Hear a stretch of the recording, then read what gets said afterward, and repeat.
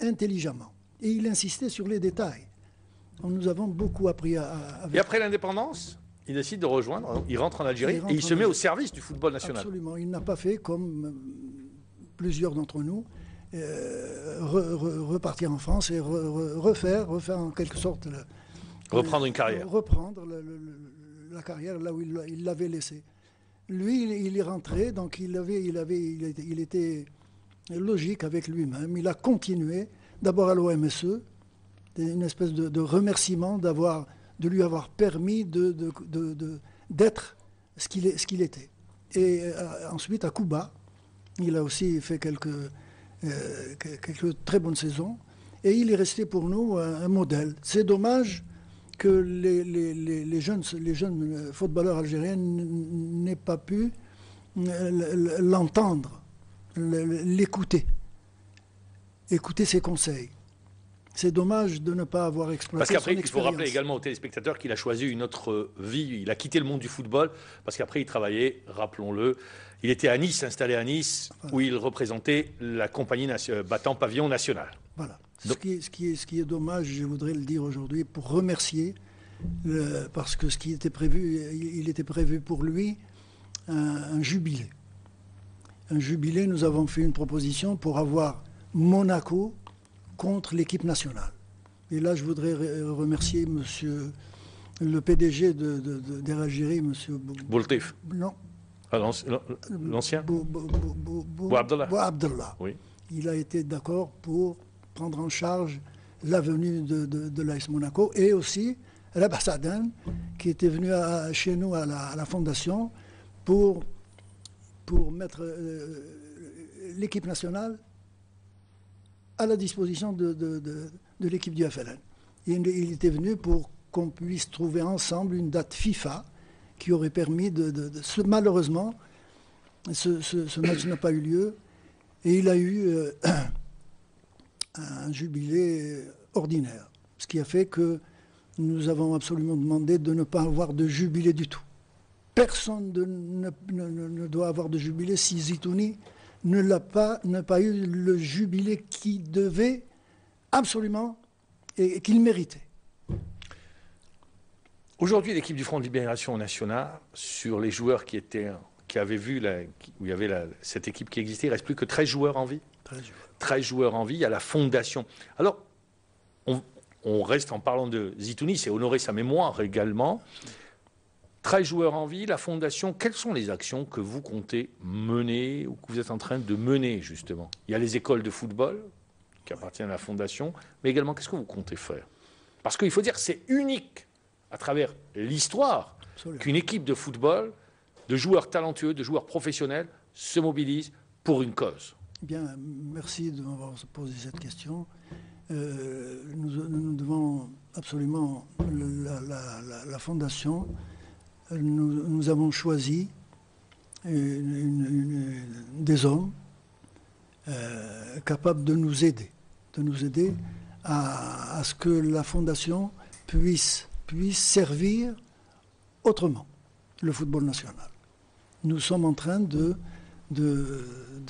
préparer le nécessaire pour que cette fondation, pour préparer les hommes qui doivent, de manière à ce que la fondation de l'équipe du FLN se pérennise. Le problème est celui-là.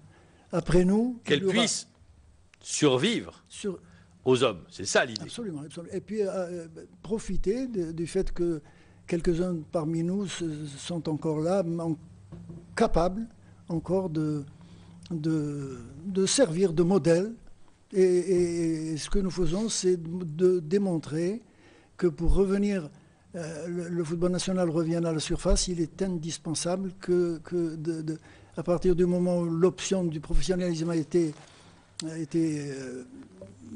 décidée, et nous la vivons, il est absolument indispensable d'avoir des centres de formation. Et les centres de formation doivent absolument, obligatoirement, ce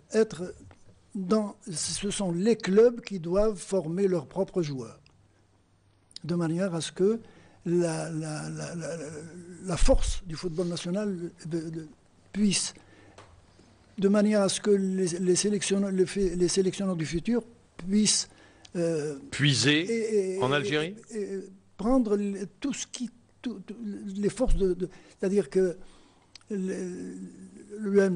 à l'est, à l'ouest, au centre et au sud, il faut qu'il y ait des centres de formation. C'est-à-dire, vous dites, en d'autres termes, vous êtes en train de dire, M. Hamid Zouba, que l'équipe nationale soit représentative du football national. C'est ce que vous êtes en train de dire. Absolument. Et puis, surtout, tenir compte du passé. Il est indispensable qu'on revienne aux qualités qui ont fait la valeur de l'équipe du FLN, la valeur de tous ceux qui ont fait la bonne réputation du football jusqu'à présent, du football algérien jusqu'à présent. Le football algérien, là où vous allez, que ce soit dans les grandes manifestations au niveau continental ou quand on parle de l'Algérie, on parle de terre de football. On dit le football, la technique algérienne ou le joueur algérien a des capacités tant sur le plan technique, beaucoup de qualité. Il y a eu la génération de l'équipe de l'ALN, parce qu'on n'a pas beaucoup parlé de cette équipe de l'ALN, où il y a eu des joueurs brillants. Il y a eu votre génération, celle du Front de Libération Nationale. Il y a eu la génération d'après l'indépendance, avec, je ne vais pas tous les citer, mais là, disons, on va citer un, deux, par exemple Hassan Lalmas. Il y a eu celle des générations 80, un peu moins. Aujourd'hui, on a l'impression qu'il y a un vide. Ça veut dire qu'on a, pour vous, qui avez vécu, qui avez l'expérience, comment vous l'expliquez, ce vide? Parce que... On n'arrive plus à avoir de joueurs de talent. Le talent, il faut aller le chercher. Et le talent, il faut l'exploiter. Le talent, il faut lui permettre de s'épanouir. Avant, les anciens joueurs raisonnables travaillaient dans les jeunes catégories. Aujourd'hui, le travail ne se fait plus dans les jeunes catégories. Les écoles de football, chaque mois d'avril, nous rassemblons les 44 écoles que nous avons dans une wilaya. On les fait jouer, on écrème les meilleurs qu'on conseille au club. Voilà ce que nous faisons aujourd'hui. Les joueurs que nous avons pendant 3 ans se plaignent auprès de leurs parents pour leur dire, là où nous sommes, nous jouons avec des jeunes joueurs de notre âge, mais qui ne savent pas jouer. Le problème est dans le relais. Le relais entre nous et les clubs n'est pas pris. Le relais ne permet pas la progression des gamins. Nous les prenons à 12, vous les donnez au club à 15 ans, oui. Les gamins se plaignent auprès de leurs parents pour leur dire... Là, vous parlez des écoles qui dépendent de la fondation. Les équipes minimes des clubs de première et de deuxième division. Nos gamins, quand ils vont dans ces clubs... Vous parlez des gamins de la fondation. De la fondation, ah, d'accord, que nous conseillons au club. Et quand ils sont pris dans le club, ils se plaignent auprès de leurs parents pour leur dire « Nous jouons avec des joueurs qui ne savent pas jouer. » Donc, le choix est mal fait, ou alors volontairement, parce qu'on dit que ce sont les parents d'élèves, les parents des joueurs qui payent les entraîneurs des jeunes. Donc il ne peut pas y avoir de talent. C'est ce qui fait que nous avons aujourd'hui des joueurs, par exemple, une image, ils sortent de la 6e et ils vont directement à l'université. C'est pas possible, ça. Est-ce que c'est possible? C'est pas possible. Donc c'est en bas, dans les jeunes catégories qu'il faut revoir. Il faut que la fédération, peut-être, il faut une commission. Une commission qui prenne le problème des jeunes. La formation des jeunes catégories. La formation et la compétition des jeunes catégories. Pour vous, c'est l'une des solutions qui pourrait permettre à notre football national de retrouver des joueurs de talent. Milouche. Je pense qu'une commission ne suffira pas pour régler le problème du manque de talent. Parce qu'aujourd'hui, je pense que le problème il est beaucoup plus profond. Le football a beaucoup évolué. Il faut des centres de formation, il faut des moyens. Il faut des moyens déjà financiers et humains pour encadrer, pour diriger ces centres de formation. Et je suis d'accord avec vous quand vous dites que l'Algérie ne produit plus de joueurs talentueux. Moi, Je me souviens pas la dernière fois où j'ai vu un dribble intéressant, un petit pont ou un geste technique dans le championnat local. Alors qu'il suffit de voir un ancien match des années 80, 90 pour voir tout ça. Donc, On a perdu le joueur, on a perdu les gestes techniques. Ils savent plus les faire parce qu'il n'y a plus de football de rue. Parce qu'il n'y a pas de démonstration. Mais est-ce que le football de rue qui a N'existe disparu fait qu'également ça joue, ça influe négativement Absolument. dans la formation des joueurs? Absolument, absolument. Parce que avant, on se régalait sur les gestes techniques, on voyait du beau jeu. On ne voit plus ça. Parce qu'on apprenait, les joueurs, je me rappelle, les joueurs faisaient nos entraîneurs faisaient de la démonstration. Ils nous démontraient. Aujourd'hui, c'est plus le cas. Et aujourd'hui, c'est plus le cas. Vous restez avec nous, monsieur Hamid Zouba, également Amiro Chpoudjedou, pour ne quittez pas. On va se retrouver dans la deuxième partie de l'émission. On va parler équipe nationale, on va également parler d'athlétisme. Ne zappez pas.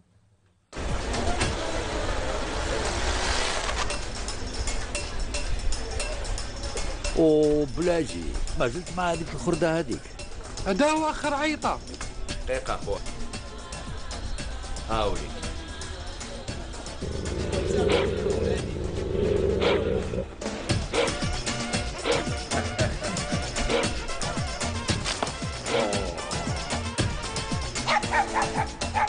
وش بيك بلاجي؟ بلعت تروجي. شبكة الجيل الثالث لأوريدو أحسن شبكة في الجزائر في 10 ولايات. عند أوريدو لا 3G راهي بسعر لا 2G. يوم انترنت ب 100 دينار و30 يوم انترنت ب 1000 دينار. أوريدو ديما معكم. Deuxième partie d'émission, vous l'avez annoncé, avec Abdou Sarwani qui nous a rejoint. On parlera d'athlétisme et de cross une nouvelle fois, puisqu'on va aller à Chlef cette fois-ci. On va rester sur le football national après l'hommage rendu à Mustapha Zitouni. Et on a parlé de la fondation de l'équipe du FLN. Mais Hamid Zouba, je rappelle, vous avez été le premier entraîneur à remporter un titre continental. C'était en 1976 avec le Mouloudia d'Alger de Benchir, Batrouni, Bachi, Kawa et j'en passe. Vous avez entraîné également l'équipe d'Algérie, la génération des années 80. Vous avez occupé le poste de directeur technique national. Aujourd'hui, l'Algérie se qualifie pour une deuxième fois à un mondial. Une qualification qui permet à notre équipe nationale qui sera présente au Brésil, cette équipe nationale, mais qui n'est pas représentative du football national. Que dit Hamid Zouba? Cette qualification doit ou devrait permettre à notre football national d'enclencher un certain nombre de choses, ou vous dites c'est l'arbre qui cache la forêt? Oui, c'est l'arbre qui cache la forêt, parce que je suis bien placé pour le savoir. Donc, les résultats de cette équipe nationale nous trompent sur la politique que nous menons. C'est-à-dire que l'équipe nationale est une réalité, mais le football national est aussi une réalité.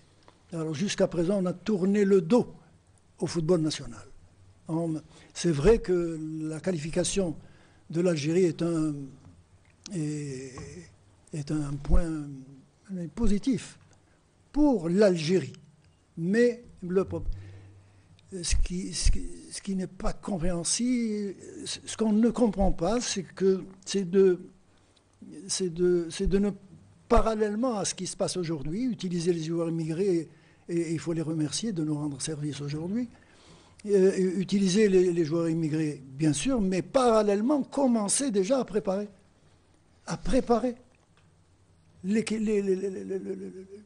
D'améliorer le football national.